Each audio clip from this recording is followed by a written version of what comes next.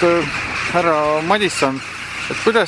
kuidas teil nüüd julgete ikkagi sellist Eesti vastast üritust korraldada, et kas te ei karda, et teid võidaks uuesti jälle vangi panna sellise tegevuse eest? No kõigepealt me peame nüüd nagu andma vastuse, mis on Eesti vastane. Tähendab, kas on, kui kritiseerid valitsejaid või avaldad meelt nende vastu, minu meelest on see põhiseaduslik õigus igal kodanikul, aga jah, tavaliselt meie orjameelsed kodanikud nagu ei taha nagu arutleda selle peale või kõik, kes valitsevad, need on tähendab meie valitsejad ja kui neile midagi ütled, siis oled sa vastane kohe, aga see on niisugune levinud mõtteviis, aga ma arvan, et me püüame seda riiki paremaks nagu teha.